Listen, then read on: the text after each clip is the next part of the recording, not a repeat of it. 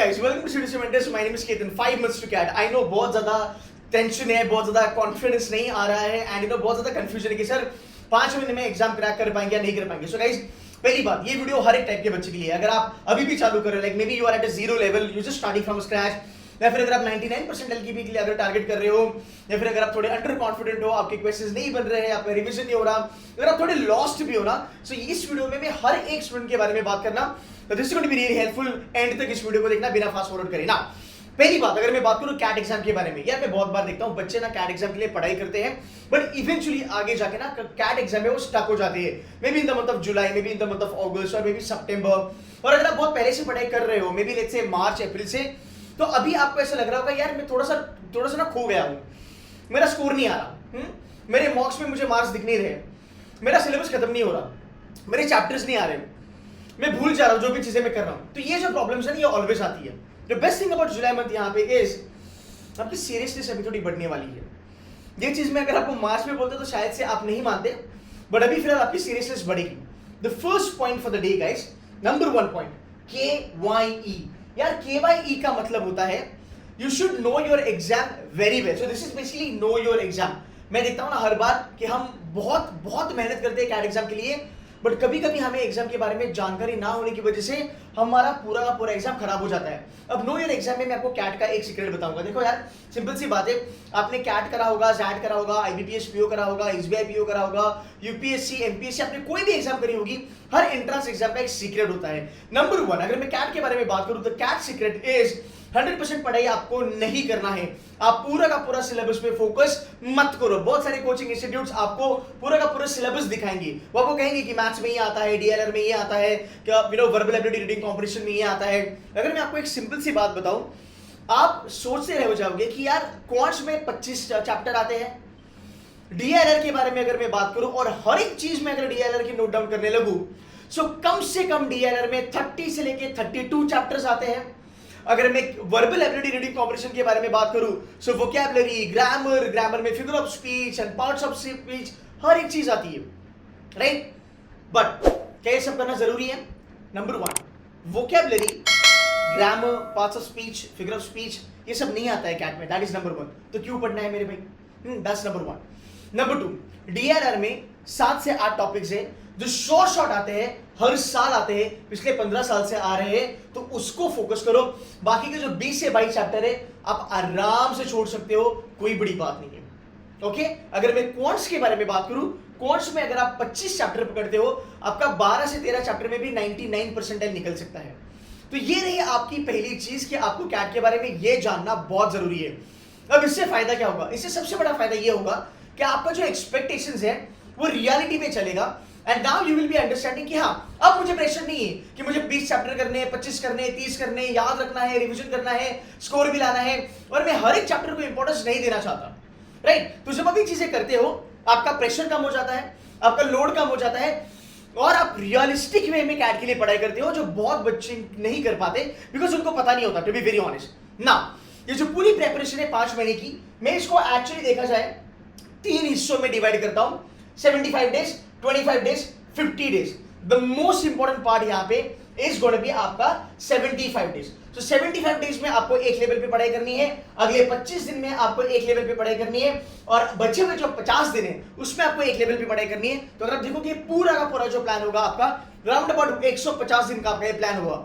अब जब मैं आगे चलूंगा इस वीडियो में, सबसे पहली चीज हम बात करेंगे कि सर 75 डेज में हमें क्या करना है, पहले वो बता दो. So you can probably sit with the pen and a paper and start taking notes because this is gonna sort your life. Alright, चलो 75 डेज के प्लान के बारे में बात करेंगे. ध्यान से सुन लेना इसको. 75 डेज में तुमको करना क्या है भाई? 75 डेज बहुत बड़ी बात होती है बाय द वे. मतलब आपका 50% टाइम यहाँ पे जाएगा आउट ऑफ 150. अब 75 डेज में ना आपको एक फंडा याद रखना है जो C2C मेंटर्स में हम पढ़ाते हैं, और ये हर एक टॉपर ने इसको फॉलो करा है. जो भी हमारा रिजल्ट है 27 स्टूडेंट्स अबव 99 परसेंटाइल. पिछले 3 साल से गाइस अगर आप देखोगे 2019 का टॉपर था 99.95, 2020 का टॉपर था 99.93, 2021 का टॉपर है 99.99. सो गाइस ये 99.99 परसेंटाइलर हो, 99.79 अनिमेश हो, 99.82 भाविनी हो, आई एम बैंगलोर, 99.87 वेंकटेश हो, FMS 99.33 हो, 99.35 हो, 99.65 हो, पीयूष FMS में गया है. ये सब बच्चों ने ये फंडे लगाए हैं, इन्होंने ये सब चीजें फॉलो करी है, उनको रिजल्ट मिला है, आप भी इसको ध्यान से सुन लेना, right. And I have actually trained over 1000-2000 students पिछले 3-4 साल में। तो गाइस इसको ना ध्यान में रख लेना, ये फंडा काम आता है। बस अगर आप मेहनत करोगे तो आप एक एवरेज बच्चे से भी एक बहुत अच्छे खासे IIM के लेवल के बच्चे बन जाओगे, there is no doubt about it, ये मेरी गारंटी है। अब देखो, आपको रूल ऑफ एक्सेलरेशन के बारे में ध्यान से सुनो। सर रूल ऑफ एक्सेलरेशन क्या होता है? बड़ा सुनने में अच्छा लग रहा है, सिंपल सी बात है, जो चीज इंपॉर्टेंट है उस चीज को पहले करो, जो चीज इंपॉर्टेंट नहीं है उस चीज को बाद में करो। मैं आपको एक सिंपल सा कैलकुलेशन बताता हूँ। अगर मैं बात करूँ अरिथमेटिक अलजेब्रा ज्योमेट्री के बारे में, ये हमारा है पेटेंट है बाय द वे, बहुत बच्चे इसको लाइक करते हैं, आग strategy which is arithmetic algebra geometry. अब सिंपल सी बात है, आग वाले जो क्वेश्चन है अरिथमेटिक अलजेब्रा ज्योमेट्री से कितने परसेंट क्वेश्चन आते हैं कैट के क्वांट्स पेपर में? कम से कम 80% पेपर आपका यहां से निकलता है। अग्री ना?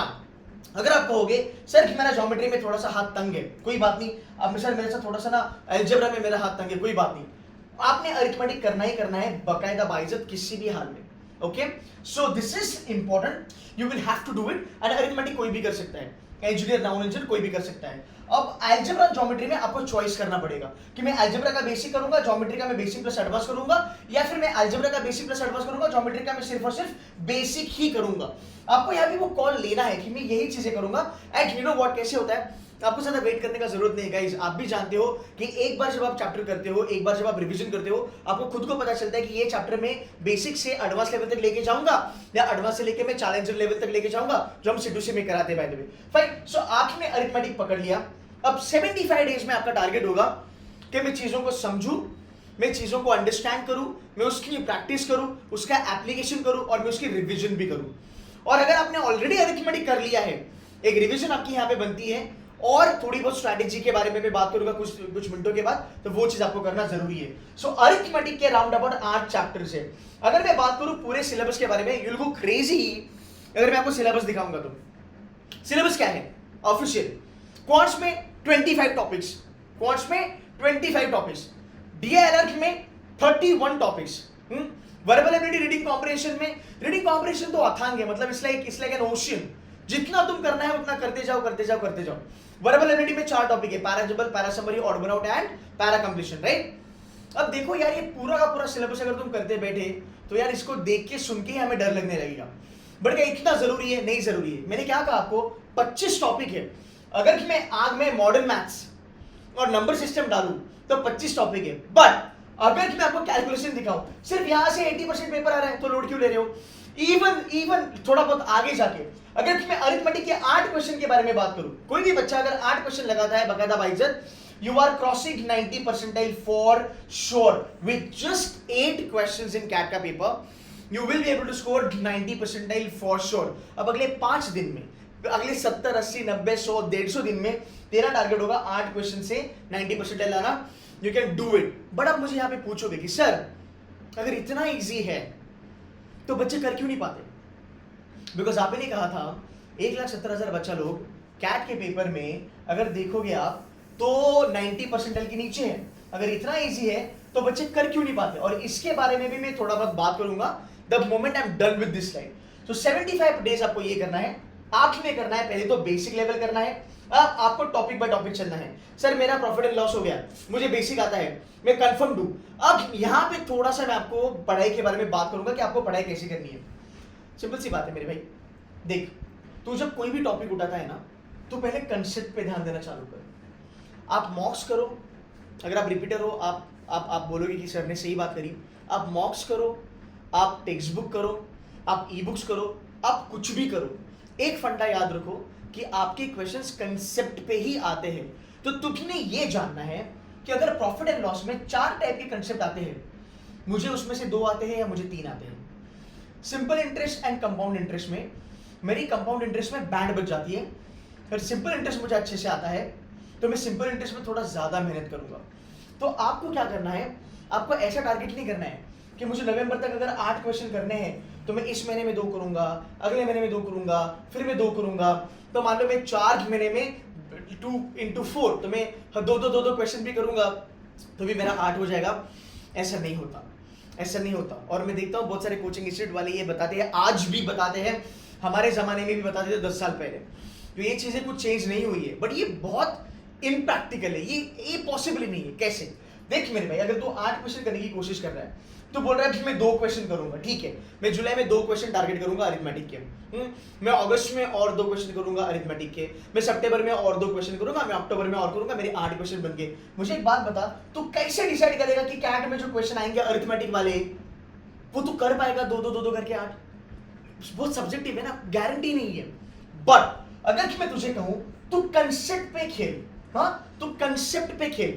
सर मुझे सिंपल इंटरेस्ट आता है, मुझे चीटिंग ट्रेडर आता है, प्रॉफिट एंड लॉस वाला, हाँ सर वो जो क्वेश्चंस आते हैं रेशियो प्रोपोर्शन के, राइट, वो मुझे बराबर से आते हैं। सर मुझे वो back stream and forward stream वाले जो टाइम स्पीड डिस्टेंस वाले जो क्वेश्चन है वो मुझे थोड़ी सी दिक्कत होती है, तो मैं छोड़ूंगा। सो आप always remember, rather than looking at number of question, आप नंबर ऑफ क्वेश्चन पे कैसे जाओगे? कंसेप्ट करके। तो जिस चैप्टर में जितनी कंसेप्ट है वो पहले करना तो चालू कर, और वही कंसेप्ट के क्वेश्चंस तू लगाना चालू कर, सो दैट अगर तू मॉक्स देता है और तुझे अगर पता चलता है अगले 4 महीने में कि भाई मेरे को टाइम स्पीड डिस्टेंस तो नहीं आ रहा, तो ये नहीं बोल सकता कि मुझे टाइम स्पीड डिस्टेंस पूरा नहीं आ रहा, तो ये नहीं बोल सकता कि मुझे ज्योमेट्री पूरा नहीं आ रहा, और तो ये कह सकता है मुझे कोऑर्डिनेट नहीं आता, मुझे सर्कल नहीं आता, राइट। तो अलजेब्रा में बोल नहीं सकता मुझे पूरा अलजेब्रा नहीं आता, तो तू कंसेप्ट पे ध्यान दे। ये बच्चे नहीं करते गाइस, ये आपको करना है अगर आपको जेन्युइनली कैट को क्रैक करना है तो, और ये पॉसिबल है, ये करोगे 99 भी लेके आओगे, कोई लोड नहीं है।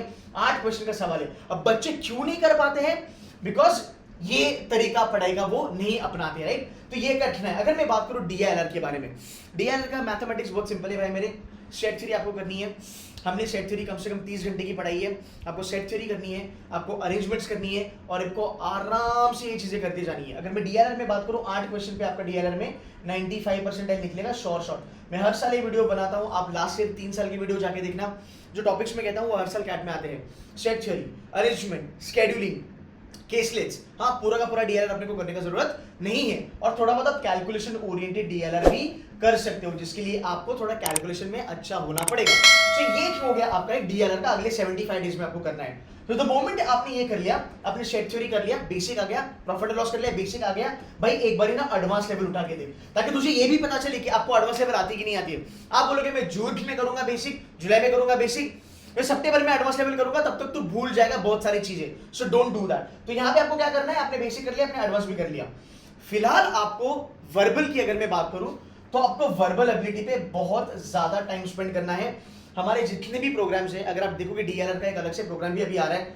We are, I mean students love us as far as quants is concern, as far as verbal is concern, as far as DILR is concern. DILR verbal हमारा बहुत ज्यादा फेमस है। इस बार हम क्वांट्स में भी बहुत मेहनत कर रहे हैं। DILR के कम से कम आपके 500 सेट्स हम करवाएंगे, 500 से 600 सेट्स हम करवाएंगे। Your target should be 1000 sets for DILR।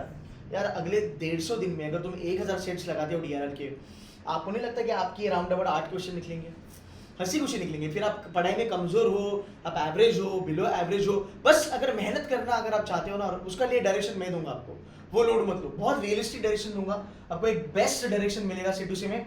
आपको बस मेहनत करनी है और आपको 1000 सेट लगाने हैं। उसमें से अगर आप 500 भी करते हो बकायदा बाइज्जत, your life is sorted. Because CAT 2021 में स्लॉट 1, स्लॉट 2, स्लॉट 3 में हमने जितने सेट्स कराए थे क्लास में 500, 550, उसके बाहर कुछ भी नहीं आया था। इस साल भी ऐसे ही होगा, राइट। तो ये मेरा कॉन्फिडेंस है। जो हम कंटेंट बनाते हैं बहुत अच्छा कंटेंट बनाते हैं यार, we spend lot of time on the content, fine. तो फिलहाल अगर मैं बात करूं DILR में ये करना है, क्वांट्स का मैंने बोल दिया।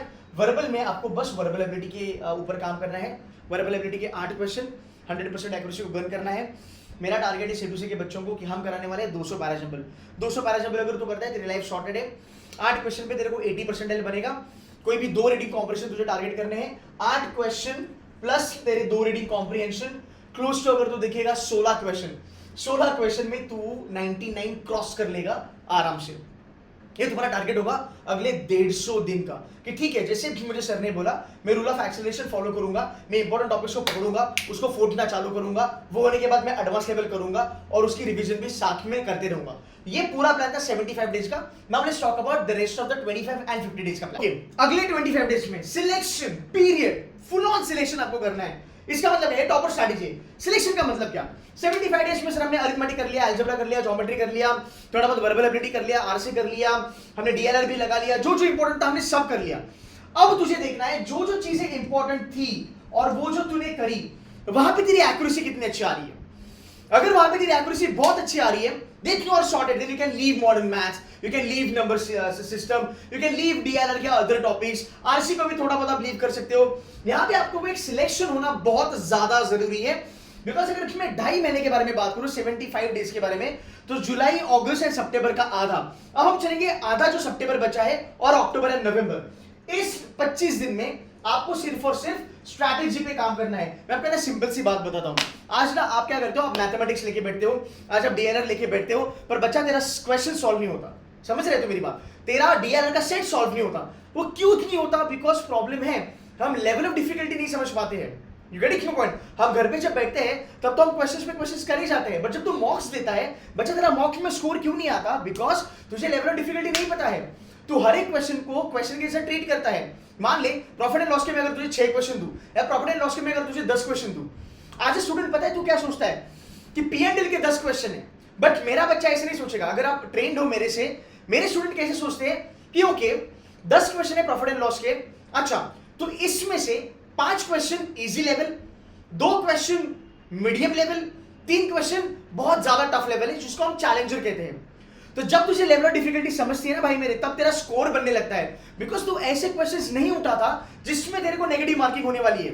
एंड कैट का एक और एक सीक्रेट है, ऑलवेज रिमेंबर, कैट में question selection is the most important point. एक हाथ क्वेश्चन को छोड़ना जो तुझे एक -1 देगा वो भी इंपॉर्टेंट है। सो यू शुड नो कि अगर मैं प्रॉफिट एंड लॉस या फिर सिंपल इंटरेस्ट, कंपाउंड इंटरेस्ट करता हूं, उसमें से ये कंसेप्ट मुझे नहीं आती है, ये मुझे बकायदा बाइज्जत आती है। जो तुझे नहीं आता है, माने कंपाउंड इंटरेस्ट में तो आज भी कच्चा है, पर तुझे पता है तो इंप्रूव कर सकता है। तो ये 25 दिन में अपने कोचिंग वालों से बात करके, अपने क्लासेस वालों से बात करके इसके एडिशनल लेक्चर्स करो जो हम कराने वाले हैं आप लोगों के लिए, राइट? इसकी रिवीजन करो, इसके एक्स्ट्रा लेक्चर्स लगा दो, इसके वीडियोस देखिए, वापस इसको रिवाइज करो और उस एरिया को आप थोड़ा थोड़ा ऊपर लेके आओ। इसके बाद अगर आपको लगता है कि सर मैं अगर एक थोड़ा सा ना एक आइडिया लगाता हूं, arithmetic, algebra, geometry and modern maths, sir modern maths बहुत परेशान करता है मुझे, छोड़ दिया मॉडर्न मैथ्स, तुझे नहीं करना है, बेसिक आ गया काफी है। Sir data interpretation, logical reasoning में केसलेट में मेरी बैंड बजती है, तो मत कर केसलेट, कोई लोड नहीं है। जितना तुझे आता है उतना तेरे को उसको स्ट्रैटेजी में डालना पड़ेगा। मतलब क्या? अब तुझे जानना है भाई मेरे लेवल ऑफ डिफिकल्टी क्या होता है, क्वेश्चन टफ कैसे बनता है, क्वेश्चन इजी कैसे बनता है। पता है कि एवरेज बच्चा यहां भी मार खाता है। जिस बच्चे का स्कोर नहीं आता कैट में, CAT is not a bad exam, it's a view, I mean it's an easy exam, it's very much doable exam मेरे ख्याल से, बट यार हम कर नहीं पाते बिकॉज ये फंडे कोई बताता नहीं है, हमें C2C में बताते हैं। जब तुझे पता है ना तेरे को कौन सा क्वेश्चन उठाना है, कौन सा क्वेश्चन छोड़ना है, तेरी लाइफ सॉर्टेड है।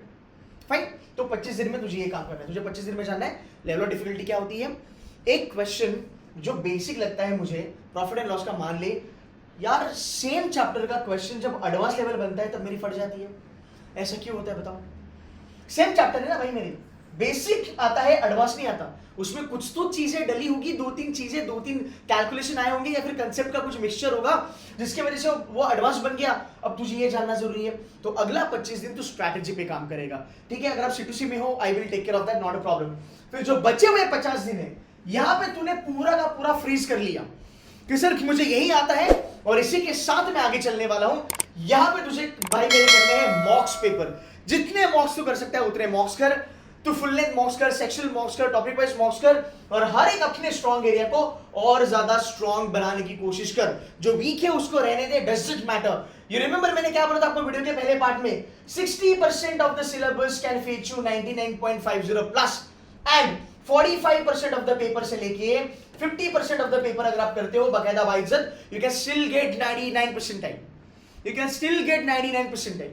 अगर मैं आपको एक छोटा सा कैलकुलेशन दिखा दूं फटाफट, यहाँ पे अगर मैं 80% से बात करना चालू करूं, तो यार अगर आप सिंपल सी बात है, आपका 30% का पेपर है, डॉट 30% के पेपर को आपको 90% मिलता है। अगर आप 30% पेपर करते हो आपको 95% मिलता है। एंड मान ले राउंड अबाउट अगर तू 35% पेपर करता है, 35-36% पेपर करता है, तो तुझे 95% मिल जाता है। अगले 150 दिन में बस तुझे ये देखना है कि मुझे क्या आता है, मुझे क्या नहीं आता है। जो मुझे आता है पकड़, प्रैक्टिस कर, एडवांस लेवल कर, मॉक्स लगा और बेटर बना। जो नहीं आता है उसको छोड़, ताकि तेरा स्कोर ना डूबे। अंडरस्टूड? ये सब चीजें जो भी मैंने बोली है, देखो यार मोस्टली आप जितने भी यूट्यूब वीडियोस देखो, यहाँ पे ये सब चीजें नहीं बताई जाती है। ये जितने भी मैं आपको चीजें बोल रहा हूँ, ये एक्चुअल क्रक्स है कैट का। पढ़ाई इसी प्रकार होती है। अगर आपको आपका स्कोर बढ़ाना है, अगर आप रिपीटर हो, आप मानोगे कि लास्ट ईयर आपको ये चीजें नहीं पता थी, इसलिए आपने पेपर कैसे भी करके आए, राइट? बट एक जो टॉपर होता है, आईआईटी होता है, एनआईटी होता है, उनको ये सब चीजें पता होती है, उनके वो दिमाग में चीज होती है, उनका उतना प्रैक्टिस हुआ होता है।